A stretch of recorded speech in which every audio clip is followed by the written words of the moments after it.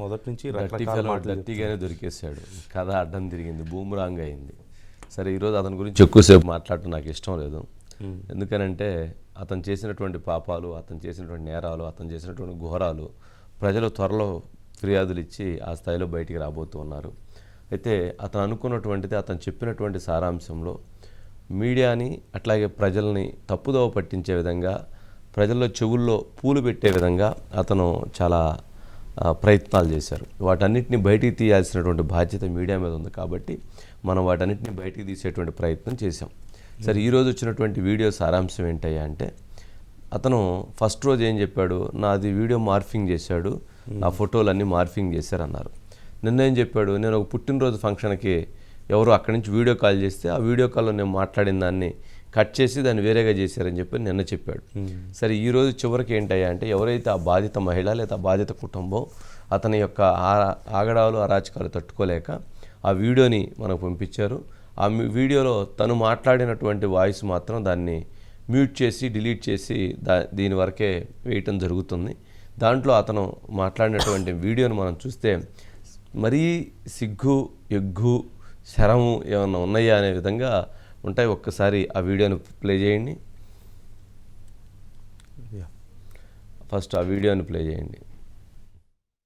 వంశీ గారు, అది ఆల్రెడీ ఎవరో నా మార్చింగ్ చేసి లాస్ట్ 3 months నుంచి కూడా నన్ను బ్లాక్మెయిల్ చేస్తున్నారు.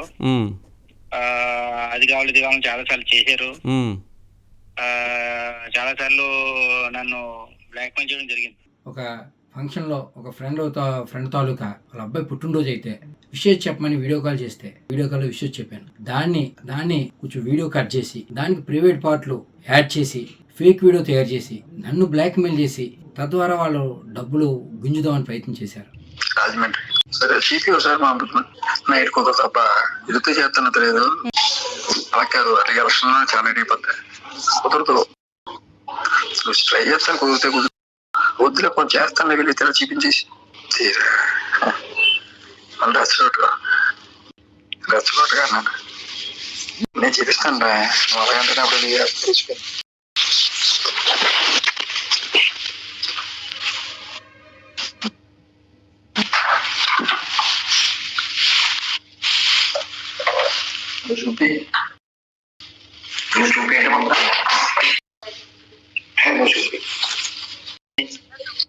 నేను చూపిస్తాను.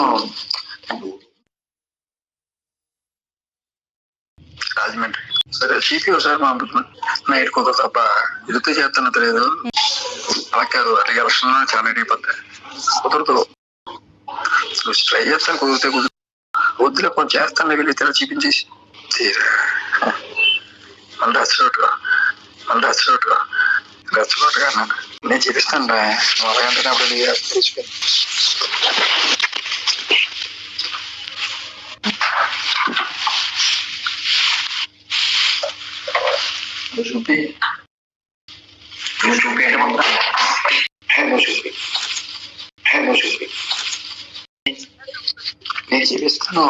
తీసుకొని నేను చూపిస్తాను సిపిలో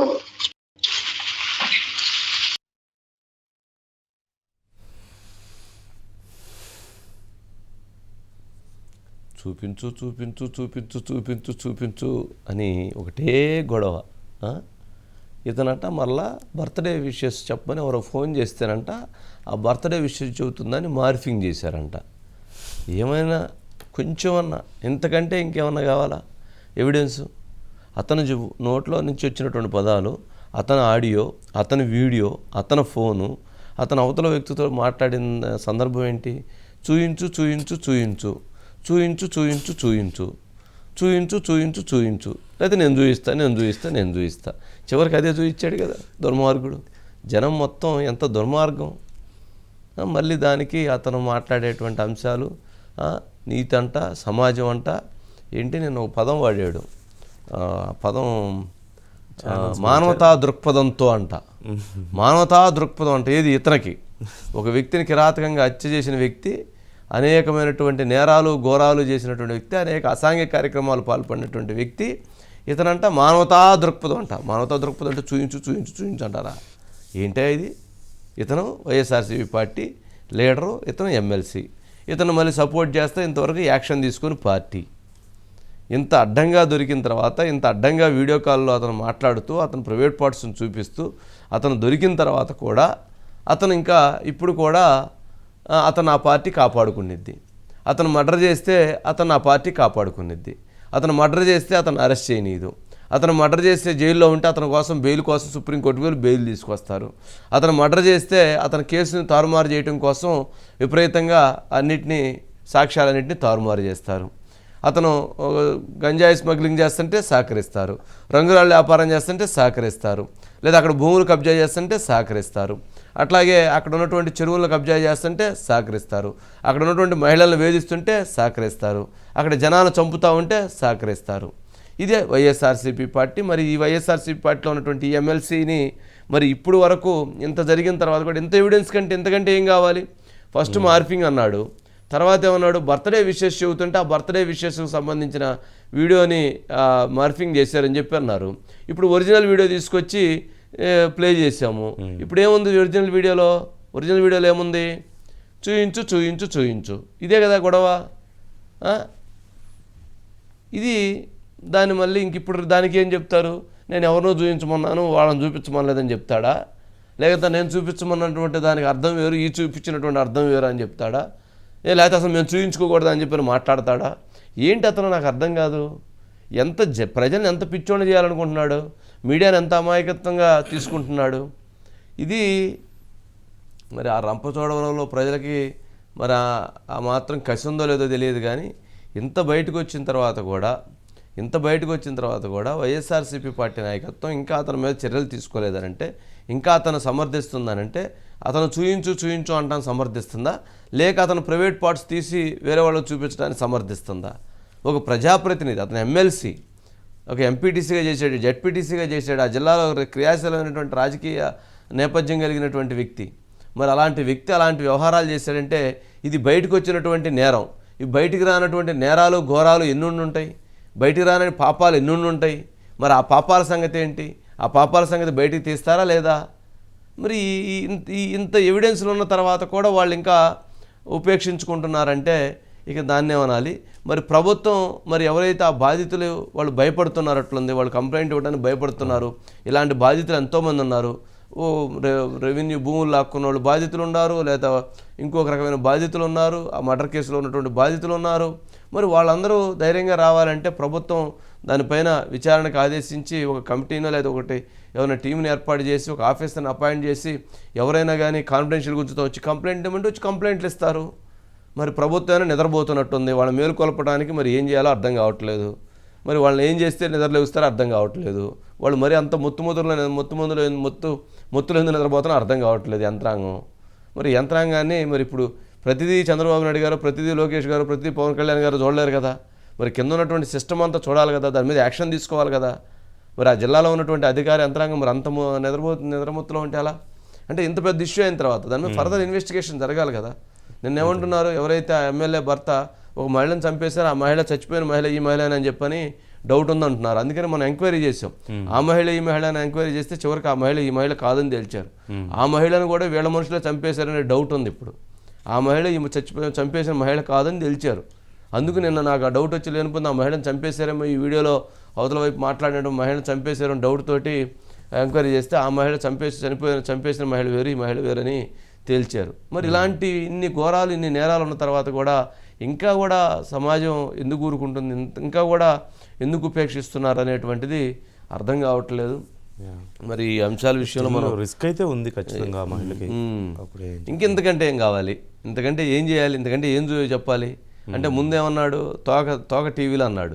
మరి ఇప్పుడు అది తీసుకొచ్చి బయట పెట్టాము, మరి ఏం చేస్తారు చేయండి. మరి అతను ఇప్పుడు ఏం చెప్తాడు, నేను చెప్పింది తప్పాను, నేను మాట్లాడిన తప్పని ఒప్పుకుంటాడా, క్షమించమని అడుగుతాడా, ముక్కు నేలకు రాస్తాడా? ముక్కు నేలకు రాయాలి కదా అతను. మరి అలాంటప్పుడు అబద్ధాలు ఎలా చెప్తాడు? ప్రజలు రాళ్లతో కొట్టాలి అతన్ని. ఎందుకనంటే నిన్న ఇంకా పైపెచ్చు సమాజంలో ఇలాంటివి చాలా జరుగుతున్నాయి, నాకు న్యాయం చేయండి, నాకు అండగా ఉండండి సమాజానికి అని చెప్పి అతను నీతులు చెప్తున్నాడు. మరి ఏం చెప్పాలి? ఇంకా ఉండే చాలా పాప వీడియోలు ఇంకా అవన్నీ నా వల్ల కావట్లా, ఇంకా అవన్నీ చెప్పే కాదు చూసే కాదు, ఇక చూడలేక తలనొప్పి వచ్చేస్తుంది. అందుకని ఆ దరిద్రాన్ని తీసి పక్కన పడేయండి అని చెప్పాను. ఇక నా దరిద్రం గురించి వదిలేద్దాం. సతీష్ రజిత సతీష్ ఏంటి ఇప్పుడు గ్రౌండ్కి వెళ్ళావు కదా, ఏంటి పరిస్థితి?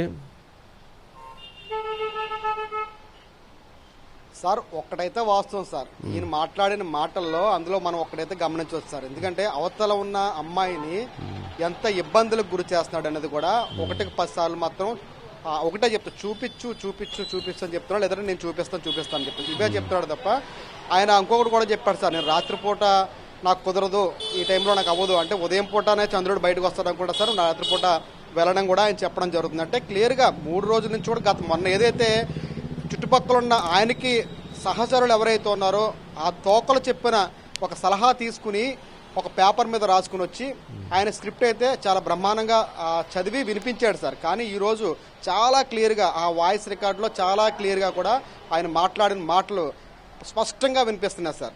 ప్రధానంగా అక్కడ ఉన్న అధికారులు కావచ్చు, పోలీస్ డిపార్ట్మెంట్ కావచ్చు, వీళ్ళందరూ ఇప్పటికే దాదాపు 3 రోజుల నుంచి ఇదంతా జరుగుతుంది. కానీ దీని మీద కనీసం మాట్లాడిన పరిస్థితి అక్కడ నెలకొంది సార్. ఎందుకంటే ఏంటి అసలు రంపచోడవరం ప్రజలు ఏమనుకుంటున్నారు? ఎస్ఐ కూడా ఆయనకి ఇంకా సపోర్ట్ చేస్తున్నారు. రంపచోడవరం ప్రజలు ఏమనుకుంటున్నారు సార్? అందరూ ఒకటే బాధ సార్, ఇప్పుడిప్పుడే ఈ ఘటన ఏదో జరిగిందో ఇప్పుడిప్పుడే అందరూ వన్ బై వన్ బయటికి వస్తున్నారు సార్. ఒకటి కూడా ఇంకా ఈయన చేసిన అరాచకాల చిట్టా చిన్నది కాదు సార్, చాలా పెద్ద సార్. అంటే అక్కడ చిత్రగుప్తుడు చేతిలో ఉన్న చిట్టా కంటే పెద్ద చిట్టానే ఈయన దగ్గర ఉంది సార్. మొత్తం అంతా కూడా అది ఒక్కొక్క చిట్టాలో ఒక్కొక్క పేరు కూడా ఇప్పుడు నేరుగా ధైర్యంగా బయటకు వస్తున్నారు సార్. అంటే ఈ విషయం మనం వెలుగులో తీసుకొచ్చిన తర్వాత, మహా నుంచి బయటకు వచ్చిన తర్వాత, మహా సంబంధించి మనం చేసే దీన్ని చూసి అంటే కార్యక్రమాన్ని చూసి వాళ్ళు ఒక ధైర్యాన్ని తెచ్చుకున్నారు సార్. ధైర్యాన్ని తెచ్చుకుని ఇక్కడ నుంచి బయటికి రావాలి, ఏదో రకంగా ఇంకా ఇబ్బందులు పడలేము అన్న దానికి ఎంతో బాధతో ఇక రేపటి నుంచి ఇవాళ నుంచి ఒకరు బయటకు వస్తారు. ప్రజలు ఒకటే సార్, నిజంగా అక్కడున్న గిరిజన ప్రజలు ఎవరైతే ఉన్నారో నిజంగా అమాయకులు సార్. వాళ్ళకి ఏమీ తెలియదు. వాళ్ళు కనీసం ఒక అధికారి అంటే ఈయన ఏదైనా చెప్పిన మాట పెట్టి మనకి ఏదైనా చేసి పెడతారేమో అన్న ఒక తీరుతో వాళ్ళ ఏం చేయలేని నిస్థాయితిలో ఈరోజు ఇప్పటివరకు కూడా అక్కడ కొనసాగుతుంది. కానీ ఈరోజు ఈ విషయం బయటకు వెళ్ళిన తర్వాత రేపటి నుంచి అనంతబాబు బయటికి రాడు, అమ్మయ్య చాలు మొత్తం జరగాల్సిన సాధ్యత జరిగింది, కానీ రేపటి నుంచి రాడు బయటికి. కానీ ప్రభుత్వం ఇప్పటికైనా సరే ఎవరైతే జగన్మోహన్ రెడ్డి సంబంధించి స్పందించాలి, ఆయన ఎమ్మెల్సీ పదవి నుంచి తొలగించాలి. ఎట్టి పరిస్థితుల్లో కూడా ఈ పాత్రకు సంబంధించి పూర్తిగా నేర చరిత్ర బయటకు తీయాలని కూడా చాలా గట్టిగా నిర్ణయం తీసుకుని ప్రజలందరూ కూడా నిరసన జ్వాలలు అయితే మాత్రం అక్కడ రగిలిస్తున్న పరిస్థితి మాత్రం ఈరోజు రంపచోడవరం నెలకొంది సార్.